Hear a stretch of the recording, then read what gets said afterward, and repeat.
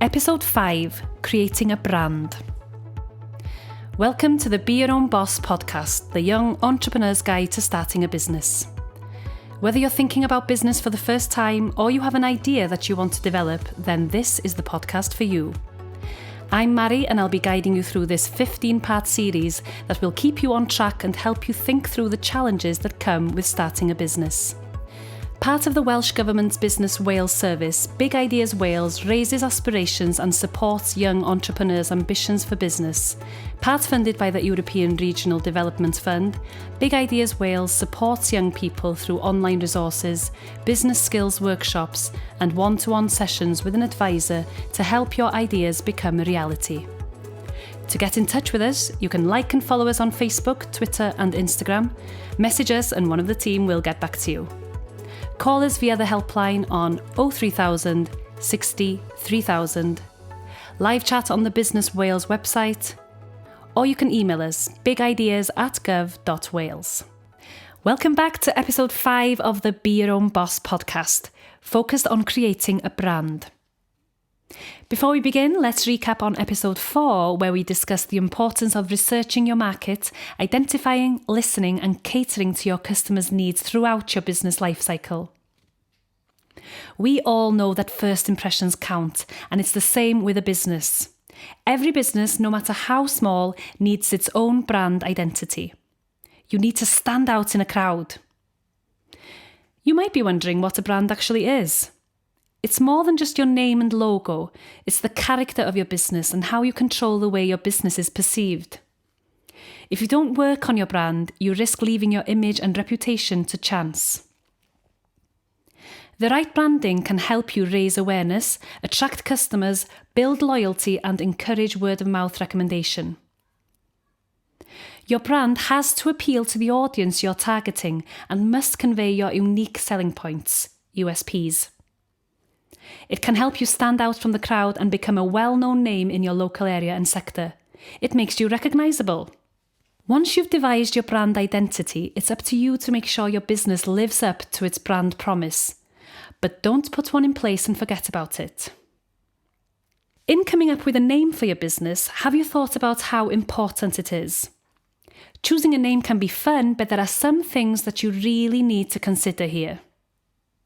It needs to be easy to pronounce, spell, and remember, but don't be afraid to touch on your roots. It should be unique. Check the National Business Register to see if there are any other businesses with that name. This could affect the domain name and emails you get as well. Can you get a suitable domain name and social media handle? Have you thought about the benefits of using Welsh? It might need to work overseas too, so maybe you could try translating your name on Google. Please remember to not put Ltd or PLC next to your name if you're a sole trader. Many businesses choose a descriptive name so it's clear what their business does and can be easily found online. Whichever route you choose, remember to test your ideas on your potential customers first. Don't forget the research questions we talked about in episode 4. If people don't like the name, it could put them off. I'm going to give you a 4-step system that can help you along the way with your branding. Step 1. Draw up a list of brand characteristics for your business. Step 2. Think about where your branding will appear. This could include on a business card, brochures, on the website, on social media, at your premises, on the side of your van, or even on staff uniforms. Branding links all of these elements together and connects everything to your business. The more people see it, the more they think of you. Step 3. Ask a freelance designer to help you create your logo and brand identity. Or you could even do it yourself. Step 4. Develop the right voice for your business based on your brand characteristics and customer profile. This will help you to write consistent and effective marketing messages. This will be carried through the website and social media channels. Remember, it all connects.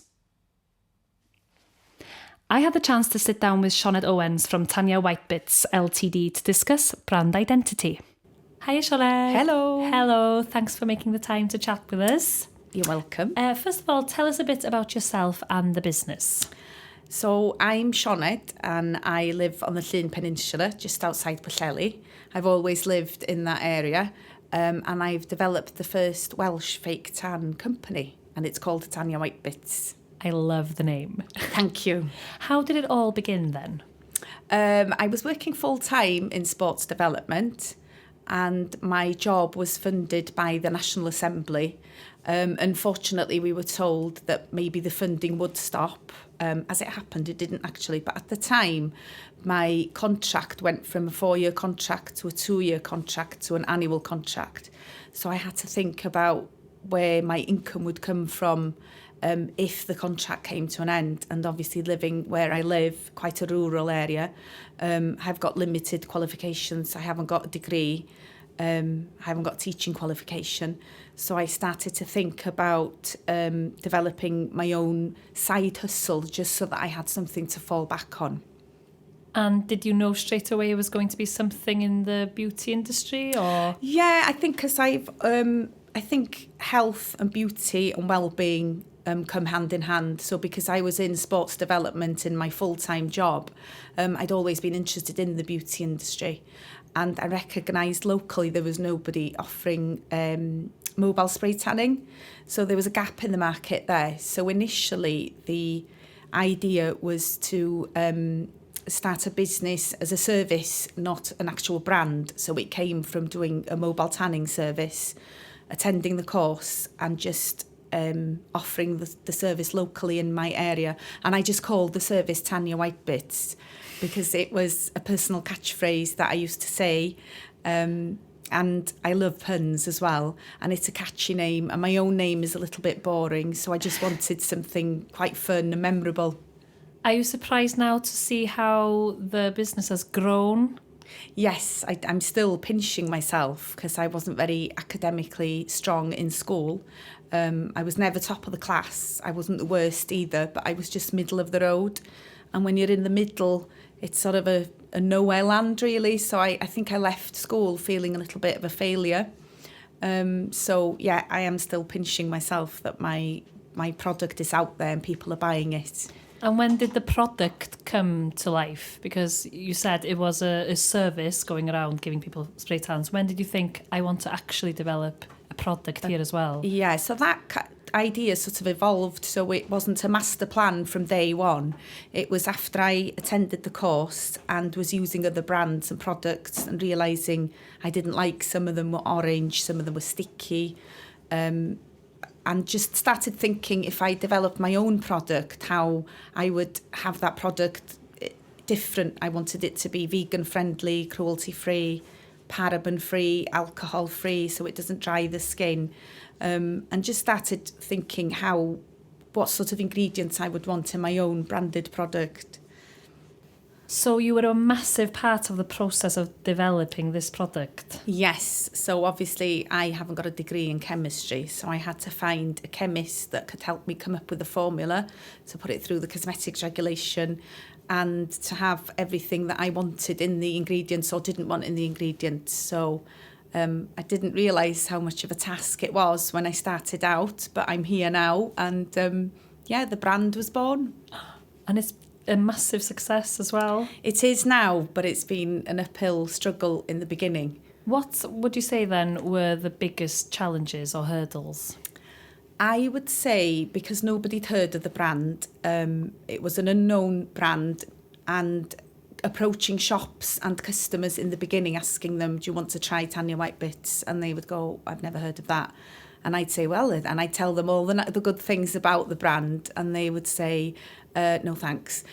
So it was lots of no's in the beginning, but luckily I was using it myself because I was a spray tan technician on my own clients.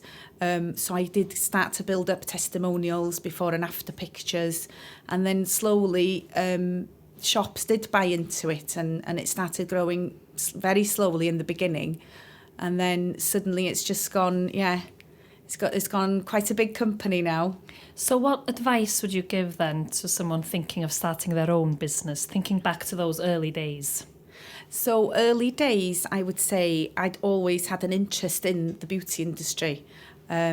So if you're passionate about something and you love something and you've got an interest in there, then that will keep you going, especially on the days where you've had 5 people say no thanks and you've got this product and you know it's good. You've just got to keep going, and it will make you, when you have that passion, it's just what keeps you going. When you love your product and you love what you do, that's what worked for me. Is it difficult then to have a positive work-life balance when you're running your own business? Yes, for me, I found, because I am the driving force of the business, it's been very difficult to switch off at times. I feel like I just can't take my eye off the ball, and from a personal perspective as well, I feel like there's a third wheel in our marriage. And luckily my husband puts up with her, and we call her. So we refer to Tanya as her. And yeah, so fair play, he's quite good at, there's been times where we've had to cancel meals out or days out, and because something with work has happened and I had nobody to delegate to, or there's a big order come in or anything. But he's quite good with that, so I think he's a keeper. Well, she's a part of you, isn't she? Yes, Tanya? yeah, and I think he just sees sometimes how hard I work and how much time I put into it. And in the beginning, there was little financial reward, so he was probably thinking, you're killing yourself here, and but that's part of building something from scratch. You must have had that vision from very early on to keep going and to be patient with it. Yeah, I don't think I ever thought it would fail. I thought I'd probably drop dead or something in the time that I was working so hard, but I never thought it's not going to fail, because I was so confident in the product and how it went on and how it developed and the testimonials I already had, and the ideas that I still had for more product development. So I've just, that's been in my head. It's just getting other people to see and to try it and to believe in it as well. And now with social media, as it is, people do spread, the word of mouth now is on Instagram as well as Facebook, and so on. Do you see that as a massive advantage? Huge, yeah. Definitely, Instagram has transformed my business. I've reached out to people I would never have spoken to from Penllyn, and I've had people trying it. I've worked with influencers, makeup artists, celebrities, so it all helps to build the brand, definitely. Well, keep doing what you're doing, and thank you for chatting with us. Thank you. Tune in to episode 6, where I'll be discussing getting online with a budget and the tools available that you can make use of, because every business needs to get online. To get in touch with us, you can like and follow us on Facebook, Twitter and Instagram. Message us and one of the team will get back to you. Call us via the helpline on 03000 60 3000. Live chat on the Business Wales website, or send us an email, bigideas@gov.wales. I'll speak to you all again very soon.